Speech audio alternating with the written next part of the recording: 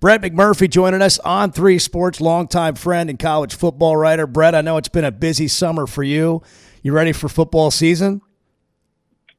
Yeah, Bo, glad to finally talk about games, seasons, expectations, as opposed to lawsuits and house settlements and whatever else is going on off the field.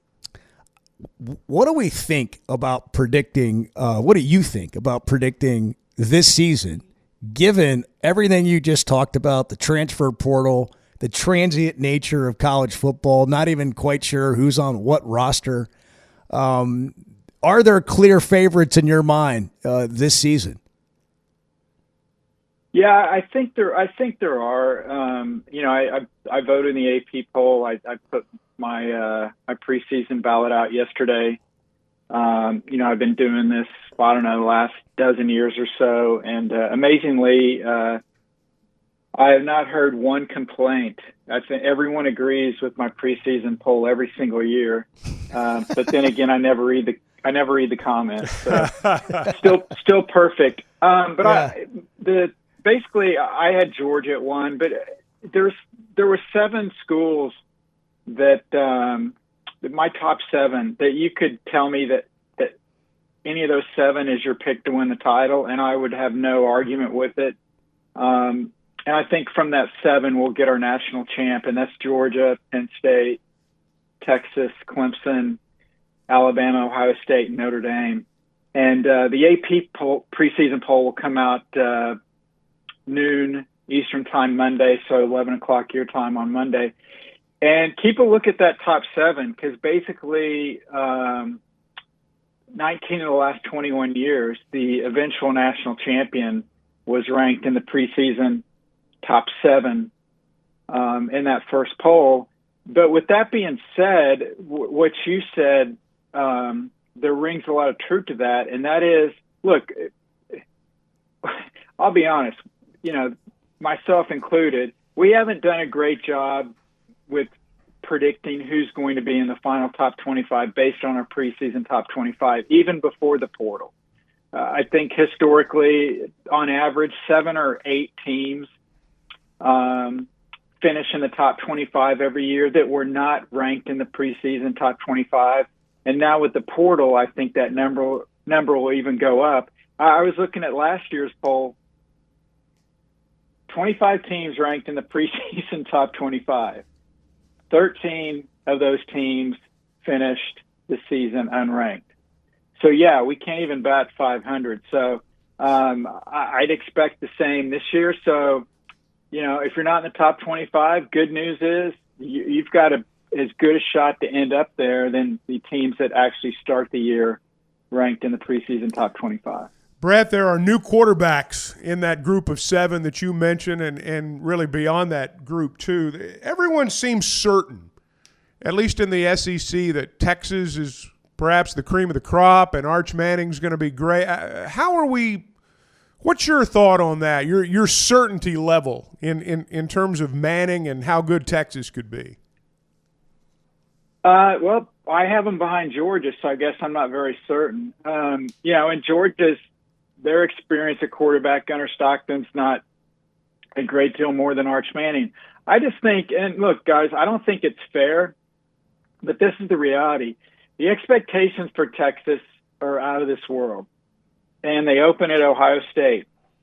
And if you think the hype is bad now, if they win at Columbus, which I actually think they will, by the way, then it's going to be unreal, the level of expectations. I just think, it's going to be impossible to live up to those expectations for both Arch Manning and also for Texas.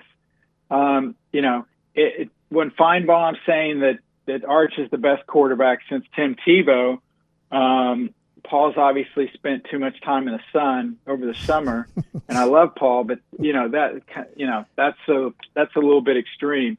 But that's kind of where we are with Texas and being, predicted to be, the top team in the SEC. I'm expecting Texas will probably be the number 1 team when the AP poll is announced Monday. yeah, you bring up a great point. A lot of the teams in that top 7, pretty much every team, with the exception of Penn State and Clemson, are going to have new quarterbacks. So 5 of the top 7 teams are going to have guys that we don't know how they have performed in a full season under pressure. Does that put them at a disadvantage? Not necessarily the way the game is now, but certainly, I think Penn State, if James Franklin had won 2 big games at Penn State, he's 1-15 against top 5 teams. If he had actually won 2 games, I probably would have had Penn State number 1 with Drew Aller coming back and a number of other pieces. Also, Jim Knowles, the defensive coordinator from Ohio State, comes over. But based on their history, I couldn't put them number 1. But certainly Penn State with Drew Aller would be up there, and then Clemson with Cade Kublik. I think could be a dark horse Heisman guy with a lot of experience in what could be Dabo's best team since he won a couple of titles back in 2016 and 2018. Brett, Arkansas goes to Oxford to play Ole Miss in week 3. Lane Kiffin last year, it felt like they were a playoff contender throughout the year, had a couple slip-ups. Obviously, he had a lot to say about being left out at 9 wins. What kind of year are you expecting Ole Miss to have? What kind of opponent will they be week 3 for Arkansas? Well, Bo, they're going to have a good offense. And Austin Simmons comes in, first time in 3 years that Jackson Dart's not running Kiffin's offense. We know it'll be a Lane Kiffin offense. They're gonna do a lot. They're gonna score a lot. They're gonna throw it around. I think one of the biggest priorities for Kiffin and Ole Miss going into this season is basically to resurrect the running game. Basically, they had no running game last year, and defenses knew Dart was going to throw it around. Now you bring in Simmons, who's an incredible talent, but somewhat unproven except for spot duty last year. And certainly if you can have some kind of running game, or at least appear like you have some kind of running game, it'll take the pressure off of Simmons. As far as what Arkansas's got, that's the stretch that Arkansas has, and I'm sure you guys have talked about this, ad nauseum. Ole Miss, Memphis, Notre Dame, Tennessee, A&M. I'm not even mentioning Auburn. They may sneak in the top 25 on Monday, but that 5-game stretch is going to be just incredibly brutal, and just human nature, the emotions of that stretch when you're playing an Ole Miss team that hung 63 on you last year, which I'm sure that's not going to be brought up, and then you've got Notre Dame coming home. But then you've got a game at Memphis, which that's going to be their Super Bowl. And then coming off of all that, then you have to go at Tennessee and A&M. Man, I love Sam. Good luck, man, because that's I don't know if there's a rougher 5-game stretch in the country than what Arkansas is going to face this year. And it starts, going at Ole Miss on a team that put up 9 touchdowns last year. We deal with this and talking to Arkansas fans about how tough the schedule is, and it seems like it's every year. And not all these schedules are created equal. You can say, oh, you're in the SEC, it's always going to be tough, but just go look at Missouri's schedule the last 2 or 3 years and compare it to Arkansas's.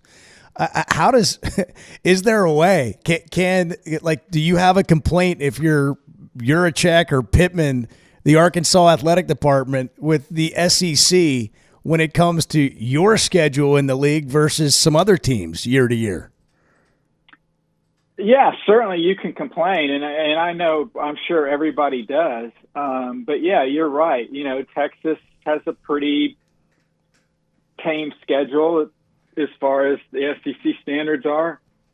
Look, a lot of it's luck of the draw. There's 16 schools, obviously 15 other opponents. You can't play everybody.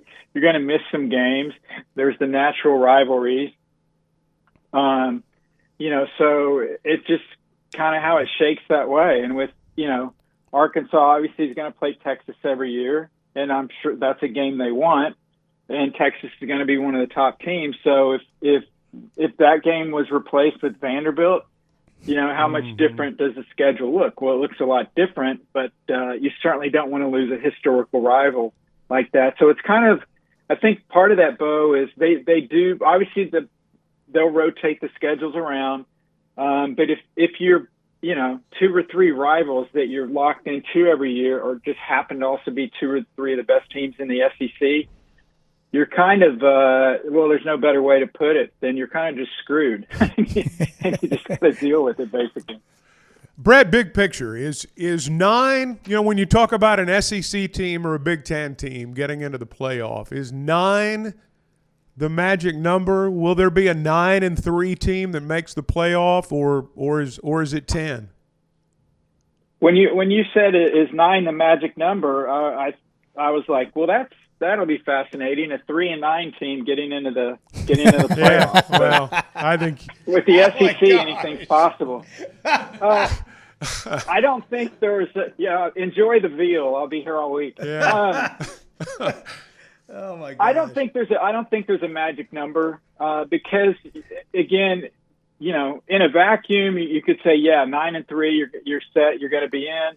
9-3 didn't work last year for Alabama, and what does that tell us? You can't lose to Vanderbilt. You can't get seal clubbed by Oklahoma at the end of the year. So I don't think 9-3 is automatic. It's it's basically what you're being put up against. The committee picked an ACC team over Alabama and over Ole Miss last year. So I don't think 9-3 is automatic. I do feel pretty strongly, though, it's going to be hard to keep a 10-2 Big Ten and SEC team out of the playoff. Big 12 and ACC, the schedules for the most part aren't going to be as strong just because of who they play in conference. So I don't think it's automatic by any means for the Big 12 or ACC. But if you can get the double digits in the SEC or Big Ten, it would just take some kind of freakish year to keep you out of a 12-team playoff when you've got 7 at-large bids. He's Brett McMurphy on 3's Sports. He'll be somewhere all week on Twitter. He will not read your comments, but he's a good follow for any information you may want. Brett, it's great, man, to have you on. We'll do it again sometime. Congratulations on the new gig. You've been at it a long time on 3 Sports. I know you're going to enjoy that, and we look forward to catching up, man. I'll see you soon. Hey, thanks, and I appreciate you not telling your listeners is the reason I don't read my comments is because I can't read. So I appreciate that. One more on the way out the door. Enjoy the veal. See you, buddy. Thanks, man. Appreciate you, Brett McMurphy on 3 Sports. And he's funny. Oh, he's a good time.